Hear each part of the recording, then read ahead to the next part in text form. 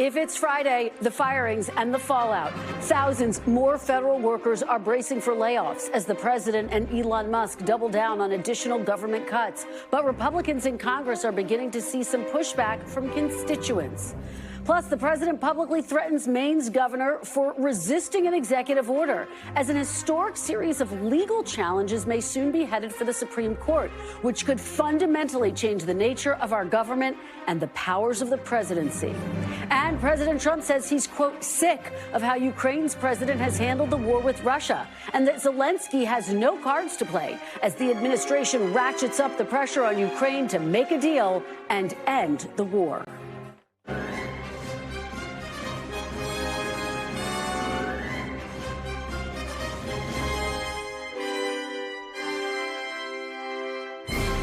Welcome to Meet the Press Now. I'm Kristen Welker in Washington, where it is full speed ahead for the Trump administration's unprecedented push to slash the federal government amid new warning signs of potential blowback from the public, putting pressure on some of the president's allies in Congress. The cuts still coming at a furious pace as Defense Secretary Pete Hegseth confirmed that personnel from Elon Musk's Department of Government Efficiency are at the Pentagon, where officials tell us layoffs could begin soon for the department's 55,000 probationary employees who have been recently hired. And we're learning today of more widespread cuts. Up to half of the Department of Housing and Urban Development's 9,000 employees are on the chopping block.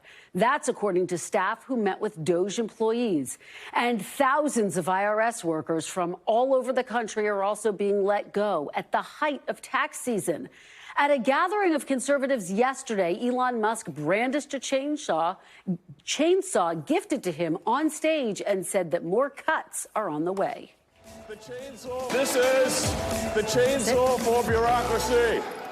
Chainsaw. Waste is pretty much everywhere. People ask, like, how can you find waste in D.C.? I'm like, look, it's like being in a room, and this target, the wall, the roofs, and the floor are all targets. So it's like, you're going to close your eyes and go shoot in any direction. You can't miss, you know?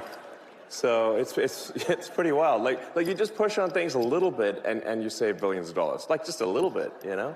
It's wild. It's scary, isn't it?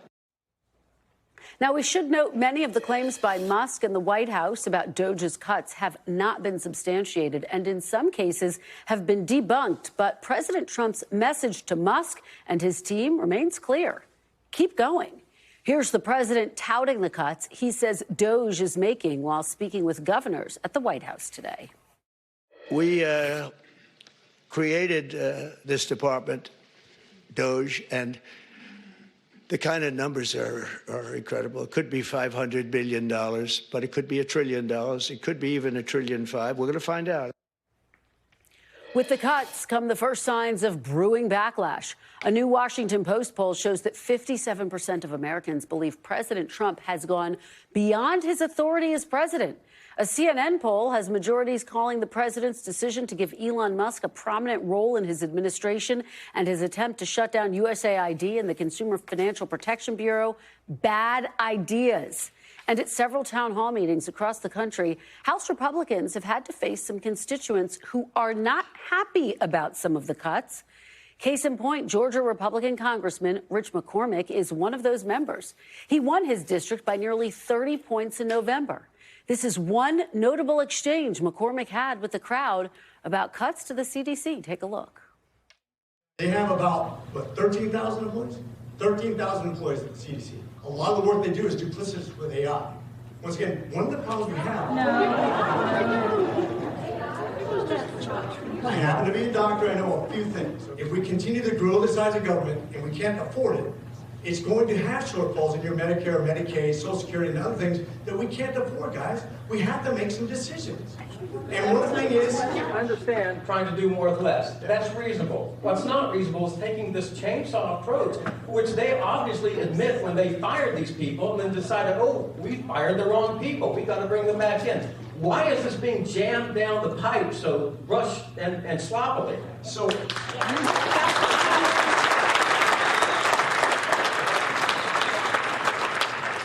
My understanding is when you say you have this many employees that you have to cut, that organization decides who they're going to cut. Now, they did not.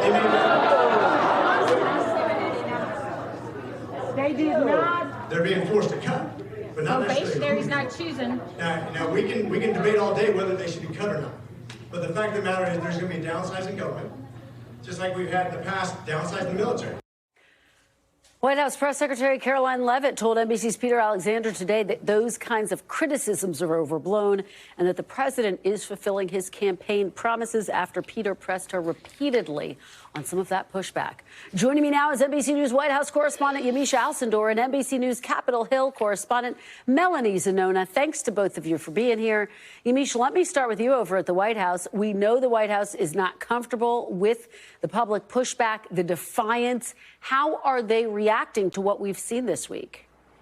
Well, the White House, as well as the president and top Trump aides, are really all doubling down on this messaging, and that is that DOGE and these cuts are really fulfilling a campaign promise. They've also been talking extensively about what they see as waste, fraud, and abuse. Even today, the president, speaking before a crowd of governors, a bipartisan group of governors, said that he was excited about the work that Elon Musk was doing. We heard him this week call Elon Musk a patriot. So the president is not slowing down here, despite the criticism that we're seeing, of course, not just in those town halls, but we also saw protests, of course, across the country this week, Kristen. Yeah, and Yamiche, the president also had an event with governors today. Historically, these are casual events. They're friendly events. But he actually called out Maine's governor. He threatened her to potentially cut federal spending. What can you tell us? That's right. This exchange was anything but friendly. What we saw was President Trump speaking directly to the governor of Maine, a Democrat, Janet Mills. He was talking about transgender rights and specifically saying that he wants to make sure that Maine isn't allowing transgender athletes to compete against anyone that wasn't their biological sex, which is the terminology that the Trump administration has now started to use. But Maine's governor did not back down. Look at this exchange. Is the Maine here, the governor of Maine? Yeah, I'm here. Are you not going to comply with it? I'm complying with state and federal law. We are the federal law. Well, you better do it. You better do it because you're not going to get any federal funding at all if you don't. And by the way, your population, even though it's somewhat liberal, although I did very well there, your population doesn't want men playing in women's sports. So you better comply because otherwise you're not getting any federal funding. I'll see you in court. Every state, good, I'll see you in court. I look forward to that. That should be a real easy one. And enjoy your life after governor because I don't think you'll be in elected politics. So there you see it there, a real feisty exchange between the governor of Maine, who was not backing down. And if you couldn't hear it for the viewers, she said, "I'll see you in court." And she said that Maine is following state and federal law. And their stance is that the state of Maine is not going to be discriminating against transgender people. They see this executive order as banning transgender athletes from the sports that they believe aligns with their gender as being really hurting their civil rights and not being the way that federal and state law allows that people to be treated, while of course President Trump has been very, very adamant that he does not want to see transgender athletes competing. Kristen. And Yamiche, just finally, before I go over to Melanie, we have spent so much time focused on the fact that President Trump, Elon Musk have really tried to take a sledgehammer to the government, to various government agencies. What's the latest that you are going to be looking for as we head into the weekend? It's a critical question. I think I'm going to be really looking at the IRS because it is tax season. And we saw Kevin Hassett, who's the director of the National Economic Council, just say on Wednesday, talking about this idea that 3,500 workers are going to be eliminated from that agency. He is saying that that's not going to impact tax returns and tax season. But I think there are a lot of people, including IRS workers, who said they're very worried about that. I should also say that the Defense Department is another place to look. Pete Hegseth is saying that they want to cut $50 billion from their budget. That, of course, is going to impact the military. So those are two places. But let's remember, DOGE is in 18 agencies by our count right now at NBC News. So there's a lot to continue to watch here and a lot of people that are being pushed out. All right, Yamiche, I guess I should have said chainsaw since that is what Elon Musk brandished the other day at CPAC. Thank you so much, Yamiche. Mel, let me head over to you. Obviously, there are 435 members of Congress. Important to note that we've only seen the protests play out at a few town halls across the country. But boy, They have been heated. Mel, what's the reaction, and is the pressure starting to mount? What are you hearing? Yeah, no doubt Republicans are starting to grow uneasy with the DOGE effort. I've talked to multiple Republicans, at least privately, who say they are extremely frustrated right now with the lack of clarity and guidance from the White House about the DOGE effort and what they are doing. And in fact, some of them have been trying to back channel with the White House to get them to reverse course on a number of different firings and different moves. Up until this point, publicly, Republicans have been very supportive of the DOGE mission. But as those cuts have started to hit close to home, as they're starting to feel the impact, some of their own constituents feeling the heat or getting laid off, Republicans themselves are now feeling the heat. And in some cases, they are starting to speak out publicly, or at least behind closed doors. I want to read for you what Troy Balderson, an Ohio Republican, told a local business luncheon, according to the Columbia Dispatch. He said Congress has to decide whether or not the Department of Education goes away. Not the president, not Elon Musk. Congress decides. Now, Balderson since reached out and put on Twitter that he fully supports Donald Trump's agenda to rein in bloated government spending. But I think the fact that he even felt the need to clarify his stance shows the conundrum that some of these Republicans are in, because of course they want to protect their constituents who elected them to Congress in the first place. But at the same time, they don't want to get on Trump or Elon Musk's bad side. Yeah, and you have more new reporting on how some of the president's proposed cuts could hit close to home for some members. What are you learning? Yeah, so given that the House GOP's budget plan, something that they are trying to put on the floor next week, could lead to steep cuts to programs like Medicaid and SNAP, which is responsible for food stamps, my colleagues and I decided to look into, okay, how many House Republicans would actually have constituents who are impacted by this? And the answers were actually somewhat surprising. I want to point out two examples for you. One of them is David Valadao. He represents a district in Central California. Well, his district actually has the second highest share of Medicaid recipients in the entire country, regardless of party. No surprising there that he has been actually one of the most vocal critics of this potential plan to peel back Medicaid recipients' benefits. And then the second example I want to point out is Speaker Mike Johnson of Louisiana. Among Republicans, he is actually number 5 on the list when it comes to Republicans who have the highest shares of Medicaid recipients in their district. And so no doubt, as these Republicans are on the hunt for spending cuts, it's going to be a real test for them. Are they going to choose between delivering on Trump's agenda or standing up for their own constituents who rely on these key anti-poverty programs? And Mel, great new reporting there. Before I let you go, obviously the government runs out of money just 3 weeks from now. The clock is certainly ticking. Does it look like they're any closer to getting a deal to keep the government open? Kristen, I hate to be the bearer of bad news, but no. I was talking to Susan Collins. She's a senator. She's the head of the Appropriations Committee yesterday, and she said things are not going well. So at this point, it does look like they're going to need a stopgap spending bill to keep the government open past March 14th. But Republicans have not been able to pass those bills on their own. So it is going to come down to Democrats supplying the votes. And at this point, it is not clear whether Democrats are going to have the appetite to play ball, given all of the things that are happening in the Trump administration right now. All right, and Mel, we'll see you on Sunday for Meet the Press. Really appreciate it. Thanks for all your great reporting. Joining me now on set is Kevin Fry, Washington correspondent for New York One. Simone Sanders Townsend, former senior advisor to President Biden and Vice President Harris. She is also co-host of The Weekend, which airs weekends on MSNBC, and Republican strategist Lance Trover. Thanks to all of you for being here. Kevin, I want to start with these town halls. Yeah.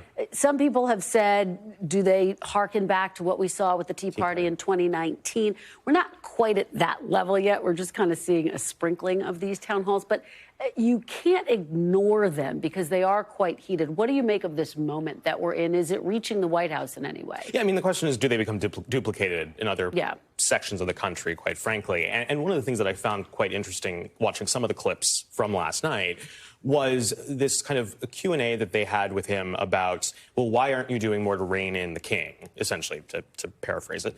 And his response was, well, there's a judiciary. And they said, but no, that's your job. You're in Congress. Why aren't you doing that? We'll see if that sentiment starts to break through. I think the other thing is if Democrats are able to latch on to this in an effective way and basically try to message on they're doing these cuts, they're going to be reducing your programs. You're going to be seeing some of the stuff you rely on go out the door. does that start to rev up the base as well? Does that break through the noise? Lance, what say you? What can break through the noise, if anything? Or does President Trump at this point feel like, hey, I'm just entering my second month in office. I'm not listening to any of this. 30-some days into this. I think they're in it for the long game. I'd certainly believe Elon Musk is in it for the long game. This is a guy who does not care about his approval rating, and he kind of serves as a buffer for President Trump, right? I mean, he's taking on a lot of what's going on. And if you look at the president's numbers, well, they have receded a little bit. I mean, you saw a CBS poll a week ago was 53%. CNN yesterday is 47%. He's still hovering around that 50% mark. He may have been coming down a little bit. So we can parse out some of these issues, but the president's own approval rating is still kind of hovering at a pretty good pace. So if I'm the White House, I'm not super concerned right now. I want to delve into a few more of those numbers in just a bit. But before we do, Simone, Democrats still honestly, they're searching. So disappointing. Every time I turn to you, I'm like, they're still searching, Simone. They're still searching. Is this a moment, though, where you think they could potentially find a clarifying message? I spent a long time in my former life in Democratic politics as a strategist, and the Democratic elected officials in Washington, D.C., I think have yet to find their strongest footing. Democrats outside of Washington, D.C., like the governors, like the Democratic attorney generals, they have very clearly had a plan and found their footing. I'm thinking of Governor J.B. Pritzker, right, who had that very viral state of the state, if you will. I'm thinking about Governor Moore. I just spoke to him recently. So I do think that this is an opportunity for Democrats on Capitol Hill. Look, Jake Sherman said it best the other day. Democrats have one opportunity. That is this budget situation, okay? Funding the government. Republicans need them.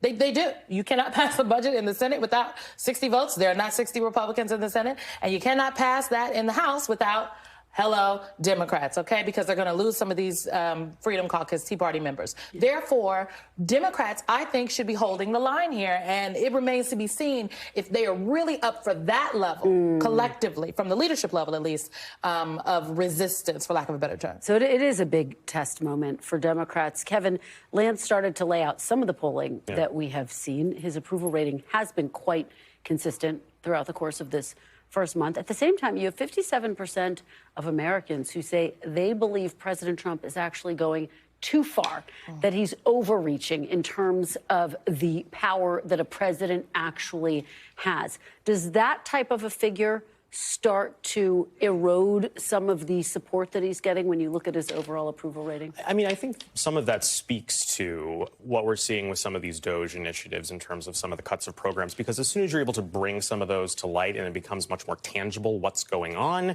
that's a little easier to resonate with voters and perhaps contributes to that shrinking approval of how he's operating on an executive function. I mean, just look at, I cover New York, so voters there are very concerned about this 9/11 health program that they saw a 20% reduction in staffing earlier this week.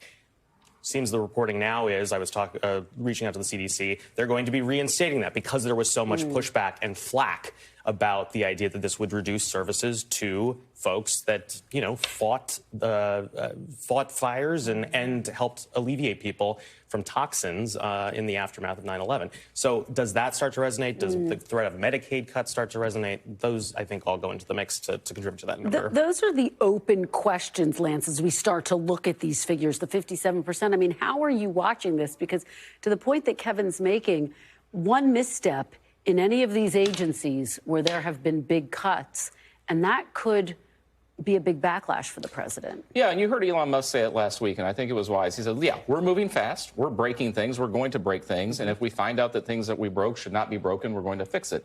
I think that's a smart move. I mean, they have to move fast. You cannot draw this out. If you're going to change the government in any way in this town, going slow is not going to work. So they have to move fast. But they need to be cognizant of what they're doing and with finding these issues where it's like, oh, wait, maybe we need to dial this one back. I guess it's actually not in Elon Musk's purview, though. Like, here's the thing, which is why I do believe you're seeing this pushback from some of the people in the states, because they're like, hey, why are my elected officials not exerting their constitutional authority as a co-equal branch of government?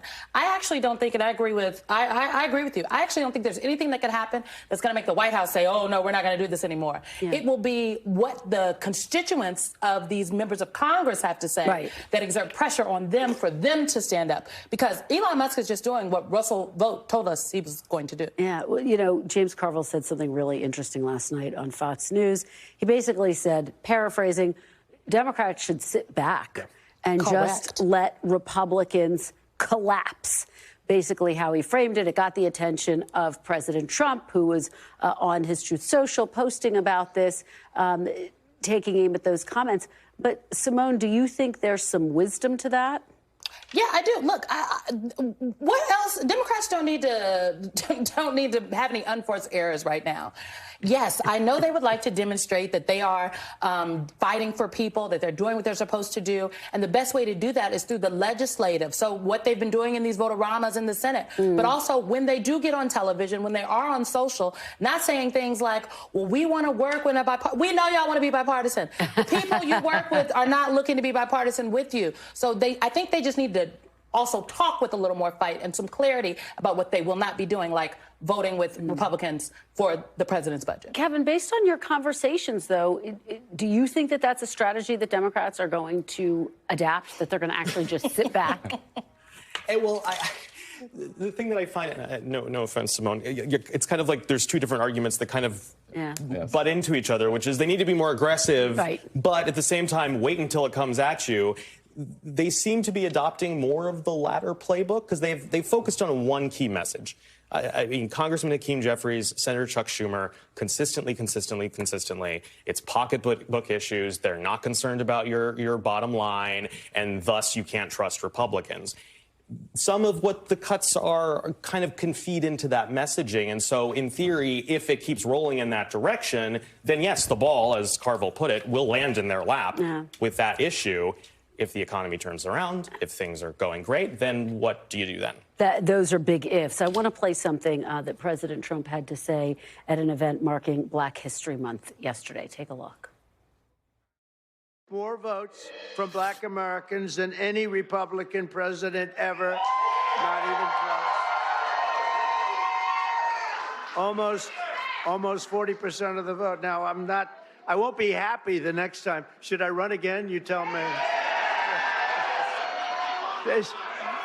There's your controversy right there. There's your controversy.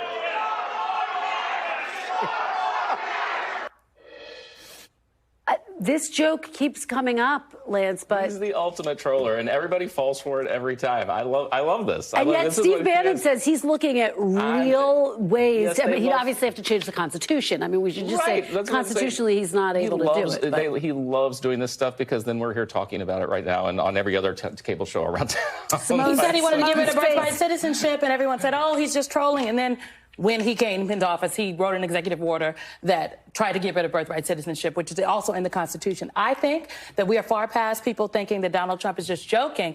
I believe, is serious. Do you think he's just going to stay, or like what? I do believe that he is throwing it out there so that someone like Tom Massey, who has already authored legislation, authors legislation so that there's legislation out there, so that there's a groundswell, so that he's like, well, the people want me. It's not me, it's the people. That's the same thing he's doing with the King language. He's like, they think I'm the king. It's not Donald Trump crowning himself. In his eyes, the people have crowned him, which, again, is not how we do things in America. Kevin, before we go, against this extraordinary backdrop, the federal government what are you talking about? Asking for the charges to be dropped against New York Mayor Eric Adams and a number of prosecutors quit over it in protest. Eric Adams looks like is going to stay. The governor's saying she is not going to remove him, even though these charges are going to be dropped. What do you make of this moment, its implications, not just for New York, but for the broader Justice Department? Well, so, I mean, a couple strings to pull on there. One, it seems Hochul kind of found a third option in what seemed to be a two-option lane, which is that she kind of went with, I'm going to set up some guardrails. How functional they'll be remains to be seen, of course. When it comes to what Eric Adams is doing, one, right now the charges are still standing because the judge basically said we're going to bring in this outside individual. He's a conservative lawyer, has worked on cases like Chevron deference and so forth before the Supreme Court, and let him weigh in. So that's going to hold these charges out there over Adams's head for a couple weeks. When it comes to the question of what this means for the DOJ, the thing I thought was kind of so interesting was that Emile Beauvais in court this week kind of floated this idea that, as they've argued in some of their legal filings, that yes, this has nothing to do necessarily with the law. It has everything to do with whether or not he's willing to abide by our immigration standards. And then on top of that, floated that it could be expansive beyond just the mayor in this case, that it could apply to other individuals as well, which then creates all of these questions as to whether or not the DOJ is operating essentially as an enforcer of Trump's policies. Yeah, well, really important questions that you raised there. The conversation will continue. Unfortunately, this one will have to continue off camera because we're out of time. Guys, thank you so much. We covered a lot of ground. Kevin, Simone, and Lance, great stuff. Coming up, we are breaking down the president's legal strategy as several of his executive orders face challenges in court. And another judge raises concerns that the White House is defying his orders. Plus, the Trump administration ramps up pressure on Ukraine, doubling down on criticism of President Zelenskyy after falsely claiming he started the war. Stay with us. You're watching Meet the Press Now.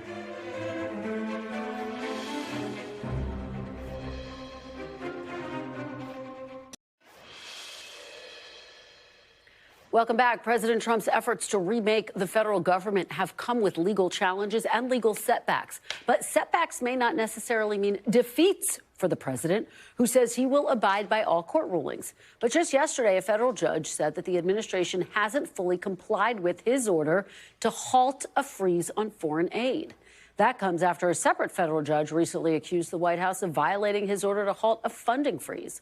Losing cases in the lower courts may be part of the Trump administration's strategy of enacting lasting change, with the White House counting on the Supreme Court, which can set or overturn precedent to weigh in on some of its most impactful actions, and its push to consolidate power in Washington.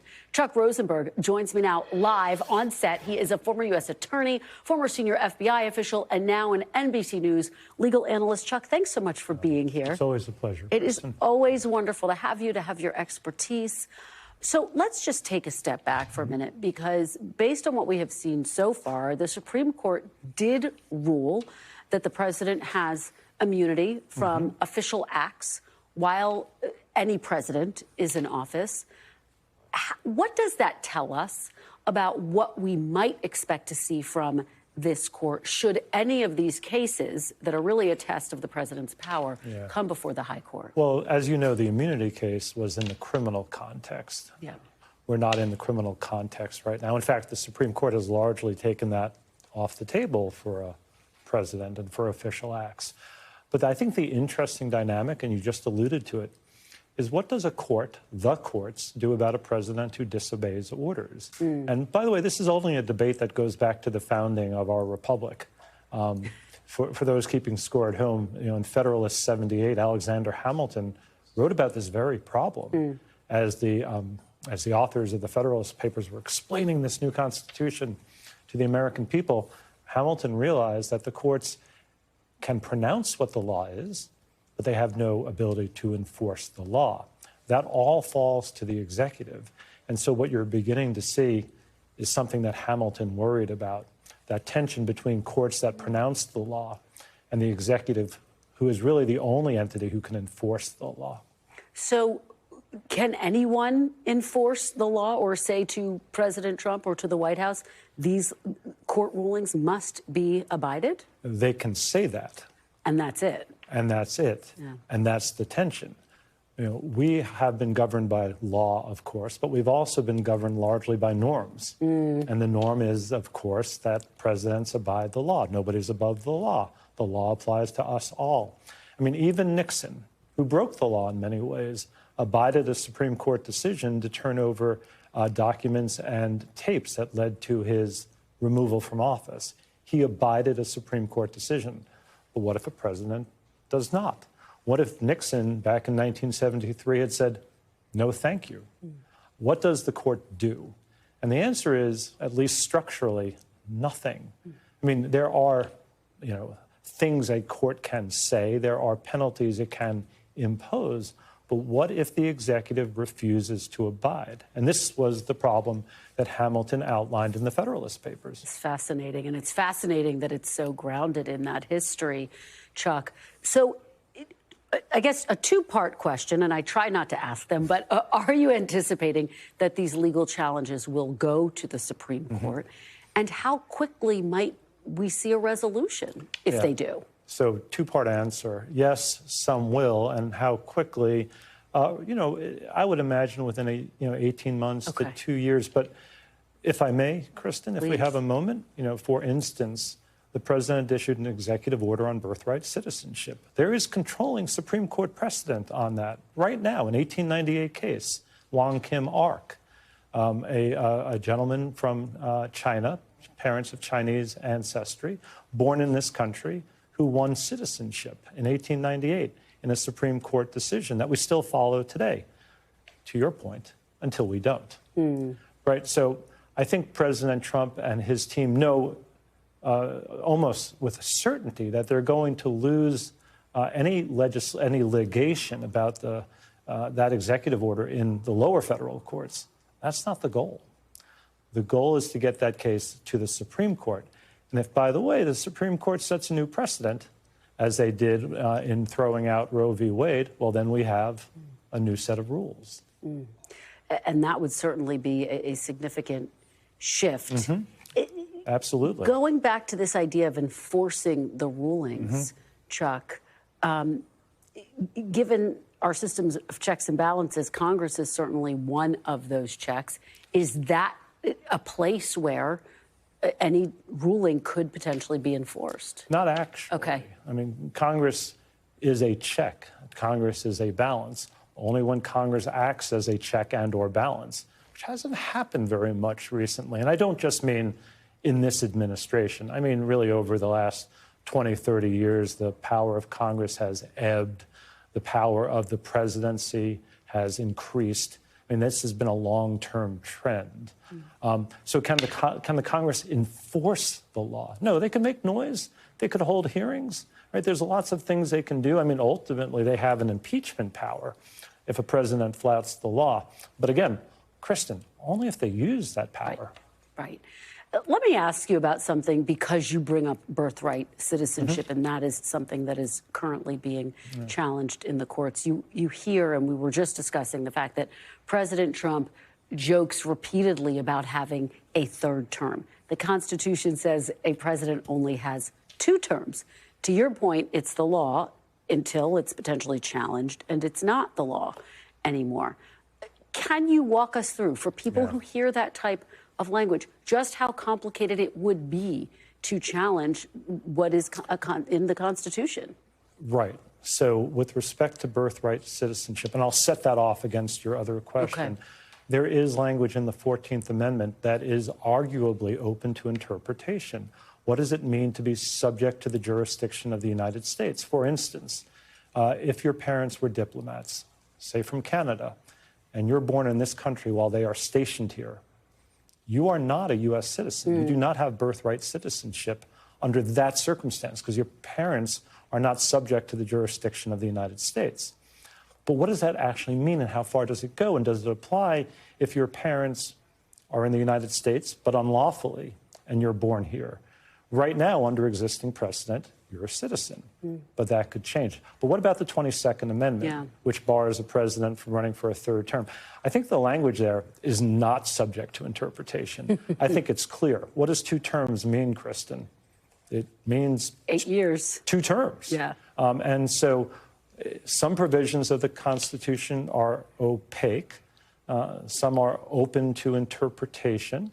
And purposefully so. So as a republic, we could work these things out in the courts and among ourselves. And some seem pretty clear. A president has to be 35 years old to serve. Not 33, not 17, but 35. 35 is not really open to interpretation. It's a great distinction, and it really makes that point very clearly. Chuck Rosenberg, thank you so much for always helping us understand the most complicated legal matters. I'm always happy to try. All right, it's wonderful to see you in person.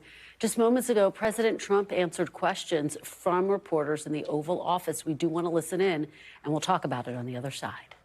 Mr. President, there are reports that you were considering merging the United States Postal Service with the Commerce Department. Can you elaborate on if this is something you're considering? Well, we want to have a post office that works well and doesn't lose massive amounts of money.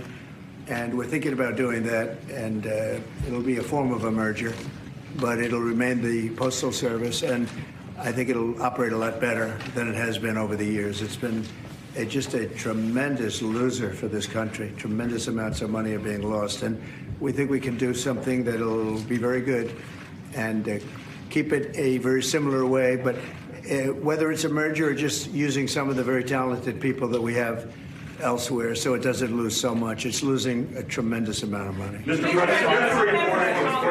members of Congress in red districts are facing pushback from voters in town halls. We know that Americans voted for you on immigration and the economy, but these voters say they're angry and frustrated by these firings. They don't like the work of Elon Musk and these other actions. What do you say to them? Who do you work for? I work for ABC News, sir. Who? ABC News. No wonder. Let me just tell you that I have today the highest poll numbers I've ever had. I have today the highest poll numbers of any Republican president ever. We haven't even checked the Democrats, but that's what I was just told. And they like the job that we're doing. They like the job that Elon's doing. He's doing something that a lot of people wouldn't have the courage to do.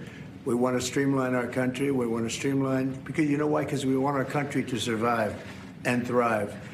And we're finding billions and billions of dollars of waste, fraud, and abuse. Billions, and I mean numbers like you wouldn't believe. And we haven't even started yet.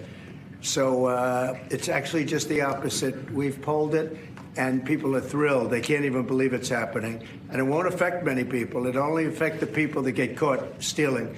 The waste, fraud, and abuse is at a level like nobody's ever seen. It's been going on for years. And all you have to do is look at the Social Security rolls, look at some of the things, look at where the money is going. The Attorney General's looking into something, environmental protection, $20 billion. And it's out and out fraud. So I think the people are very happy. Yes, please. Mr. President, I want to ask you about this week, the Secretary spent 4 hours with the European Union trade representative. The European Union has signaled that they would lower tariffs and do a trade deal with the United States. Yeah, the European Union wants to come back. They've treated us very badly, and the European Union wants to lower their tariffs because of the fact we were paying a fortune of tariffs. We couldn't sell a car there. We couldn't sell our farm products there. They wouldn't take anything. Now, all of a sudden, they're being very nice, and that's going to happen with a lot of others, too. The European Union is wanting to lower its barriers at very low levels. They want to now bring their car number, which was extremely high, down to 2.5%, which is the same thing that we charge. That's reciprocal. See, that's what is happening, reciprocal. And I think it's a big start in the right direction with the European Union. You called President Zelenskyy of Ukraine a dictator. Do you think that President Putin of Russia is also a dictator? I think that President Putin and President Zelenskyy are going to have to get together, because you know what? We want to stop killing millions of people. You have young soldiers being killed. If you saw the pictures that I saw of the battlefield from satellite, you've never seen any pictures like that. Soldiers are being killed by the thousands a week, thousands of soldiers a week. As we speak, they're being killed. That's why I want to see a ceasefire, and I want to get the deal done. I think we have a chance to get the deal done. I had to make sure that Russia wanted to do it. It's a war that would have never happened if I was president, but it did happen. So I got stuck with it, and I want to stop people from being killed. You know, it doesn't affect the United States very much. It's on the other side of the ocean. It does affect Europe, and we've put in 3 times more money. We're in for $300 billion. They're in for $100 billion. And, you know, Europe is also doing it in the form of a loan. Biden just gave them money. There was no loan. There was no security. There was no anything. So we're going to either sign a deal, or there's going to be a lot of problems with them. So we're going to sign a deal to get security, because we have to do that. We're spending our treasure. They're spending their blood. They are. And they're very brave, and, you know, in every way you can imagine. But we are spending our treasure on a country that's very, very far away. And it's okay, but we have to be treated the same as Europe is being treated. Europe gets their money back. Europe is basically giving nothing, because they get it back in the form of a loan, and it's a guaranteed loan. We don't get our money back, and we're losing. I mean, we don't want to do that anymore. So we're signing an agreement, hopefully in the next fairly short period of time, that will assure us that we'll get $400 or $500 billion back. We're in there for $300 billion. Now, one other thing. Europe is at 100. We're at 300. We think it has to equalize. In other words, they have to come up with more money, because it has a big effect in Europe. It doesn't have much of an effect on us, because we have a big, beautiful ocean in between. But it does affect. And Biden should have never gotten us into this mess We had an incompetent president who got us into a mess, but we're going to get you out of it. The same thing in the Middle East. We're going to have some good news in the Middle East. What happened yesterday, the sight of those babies was not acceptable to anybody. Nobody's seen anything like it. Mr. President, are you going to Moscow? There's a report out of France that you're going to Moscow on May 9th. No, I'm to not. join President Putin. I'm not. And then if I could, sir, just ask you about Kash Patel, who's going to be sworn in soon as your FBI director. Talk to us about your reaction to him getting sworn in and the fact that many agents across the country are concerned that they will be fired en masse for simply just doing their jobs. No, I think the agents are very happy about Kash. In fact, the agents led the charge for Kash. One of the reasons I loved Kash and wanted to put him in is because of the respect the agents had for him. I think he'll go down as the best ever at that position. And it turned out he was very easy to get approved. You know, I was not sure. He's a tough guy, strong guy. He has his opinions, and I wasn't sure. He turned out to be he went very smoothly. I don't know if he's in the room now. He's going to be in the room very shortly. Where is he? Oh, good. I'm saying the right thing. I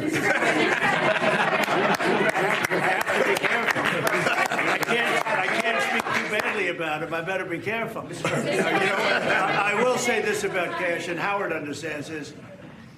One of the reasons that I wanted him is because the agents love this guy and they respect this guy, and this is what they wanted. And even somebody like Trey Gowdy, who's a very good guy, but known as somewhat of a moderate person, he came out with a statement that was so incredible. He said, Kash is an incredible person. People don't realize it.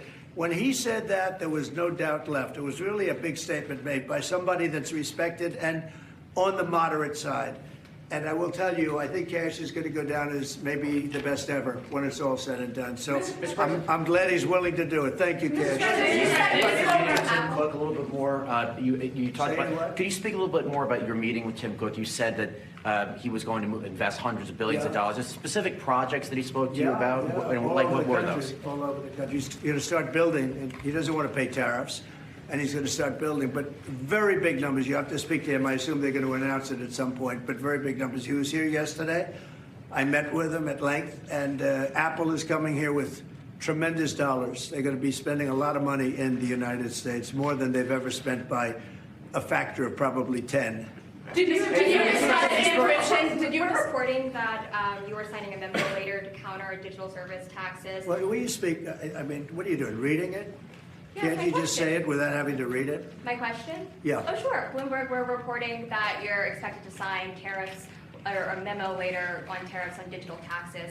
Is there any idea how high you might go with We are going to be tariffs? doing that. Digital, what they're doing to us in other countries is terrible with digital. So we'll be announcing that. Are we signing it maybe today? Today. And we'll talk about that in a little while. You'll be here.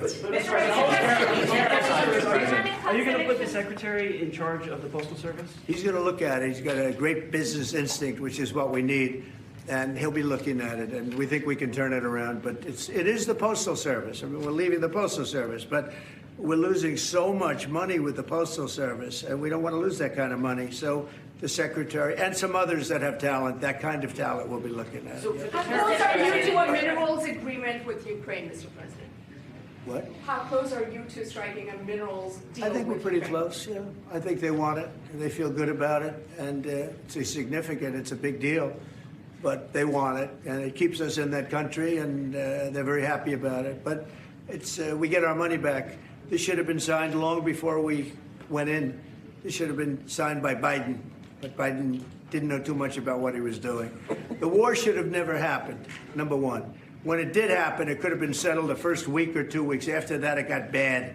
It got really bad. But it should have never happened, and it should have been settled, and it could have been settled very easily at the beginning. Now it's tougher, but we'll get it settled. Germany has elections on Sunday. What are your thoughts? What do you expect to happen in the elections on Sunday? Who has elections? Germany. Oh, Germany. I wish them luck. We got our own problems. Bye, everybody. Thank you very much. Thank you. President Trump taking questions from reporters in the Oval Office. We'll just tick through a couple of the top lines there. One of the big ones, he was asked if President Putin is, in fact, a dictator. He pivoted. He didn't answer that question, instead saying he thinks that Putin and Zelenskyy should get in the room and make a deal together. What is notable about that, of course, is that earlier this week he referred to President Zelenskyy as a dictator. Zelenskyy was democratically elected. He's not a dictator. He did postpone elections, Zelenskyy says, because of the ongoing war. A couple of other headlines to flag for you. He said that he wants to have a post office that does well and doesn't lose a tremendous amount of money. The context there, the post office, of course, was not designed to make a profit. It is a service. He also said he has the highest poll numbers of any Republican president ever. Looking at a quick review of Gallup data, the president's current poll numbers are actually lower than the average poll numbers for nearly all Republican presidents at this point in time, going back to Eisenhower.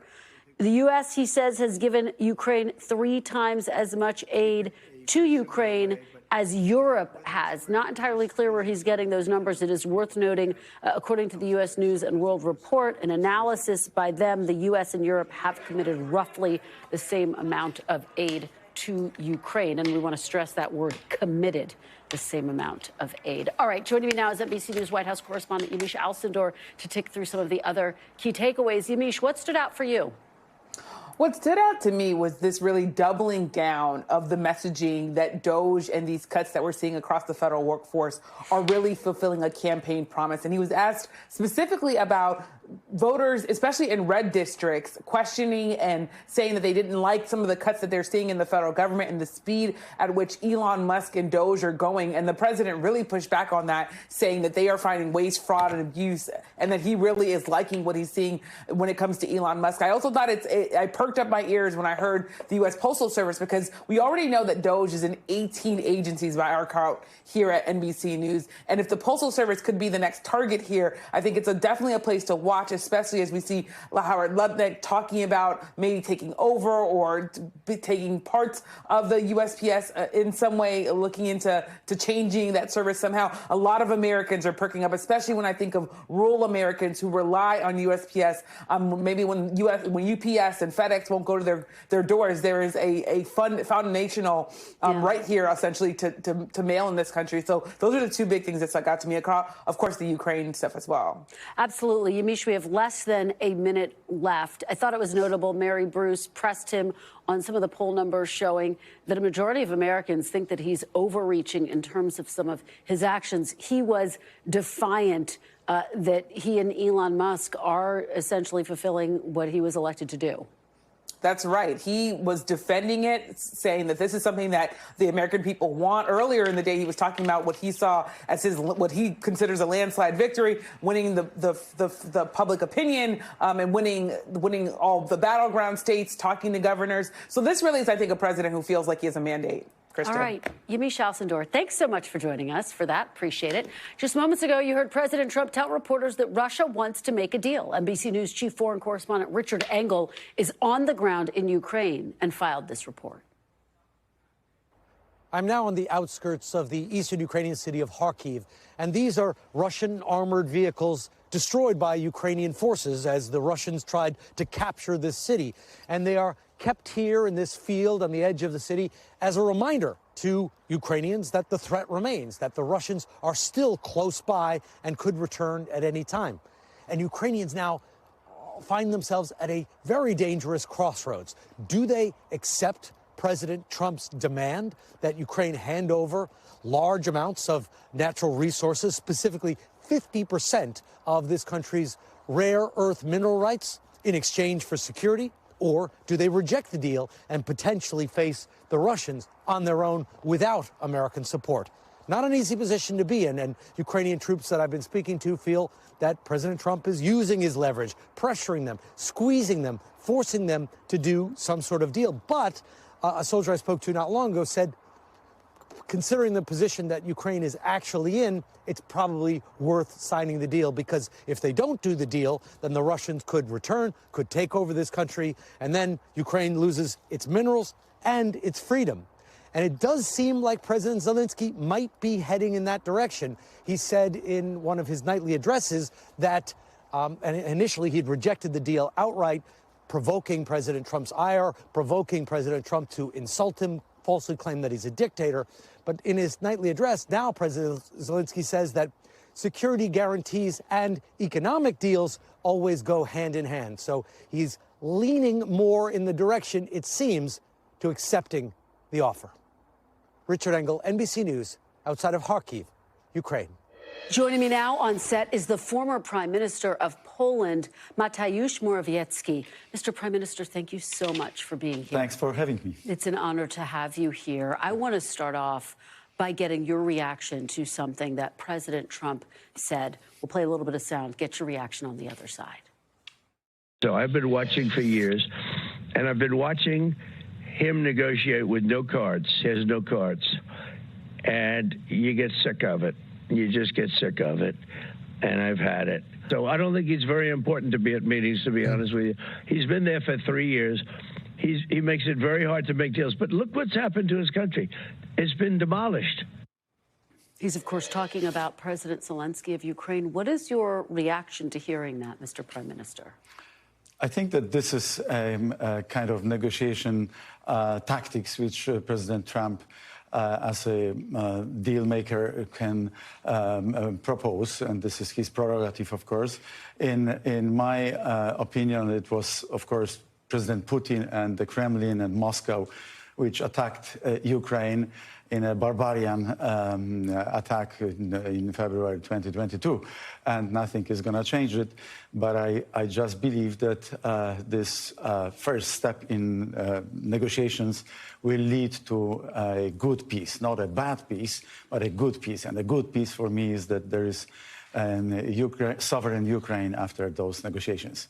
So he has also of course, lashed out at President Zelenskyy, calling him a dictator.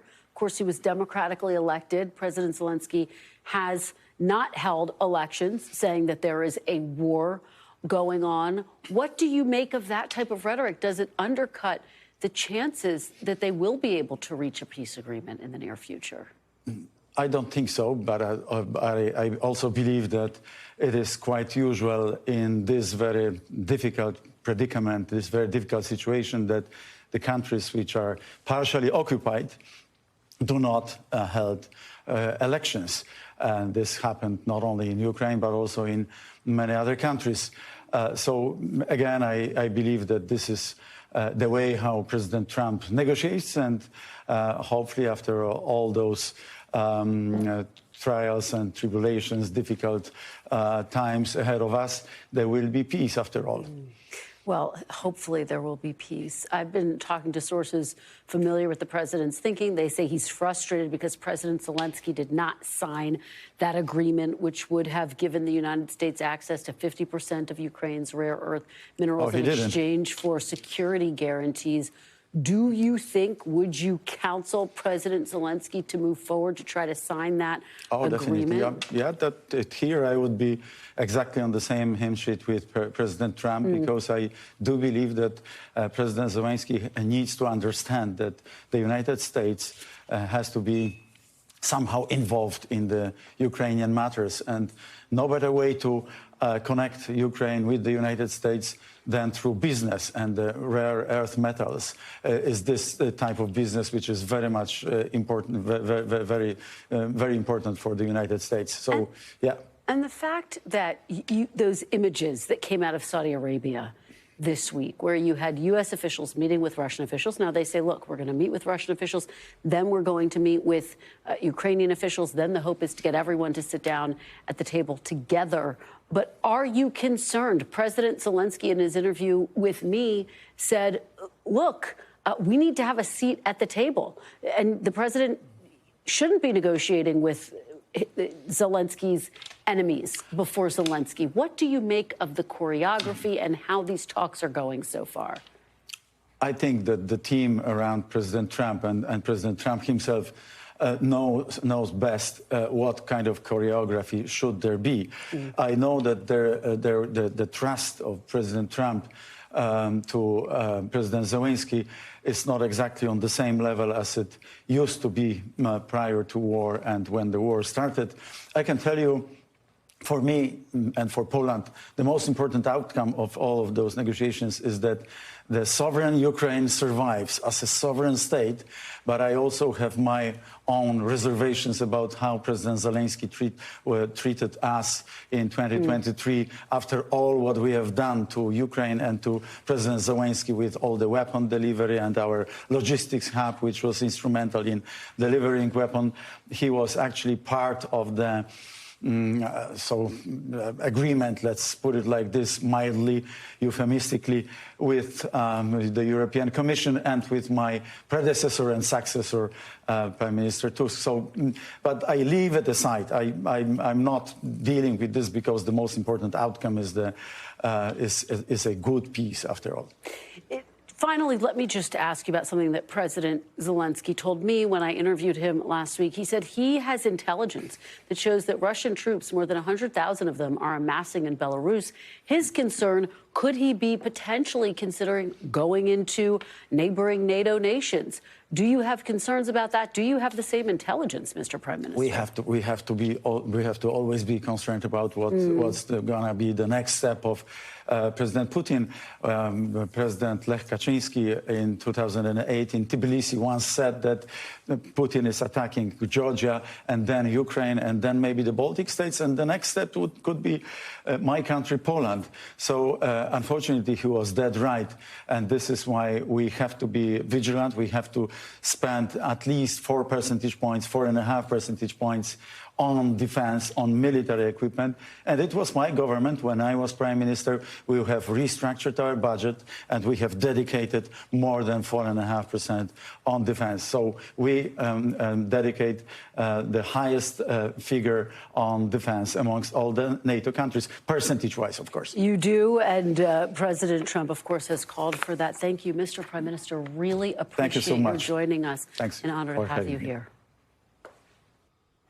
And that does it for us this hour. We will be back Monday with more Meet the Press Now. And if it's Sunday, it's Meet the Press on your local NBC News stations. NBC's Steve Kornacki will join us, plus Democratic Senator Cory Booker and Republican Senator Markwayne Mullin. NBC News Now coverage continues with Brian Chung in for Hallie Jackson right now. Thanks for watching. Stay updated about breaking news and top stories on the NBC News app or follow us on social media.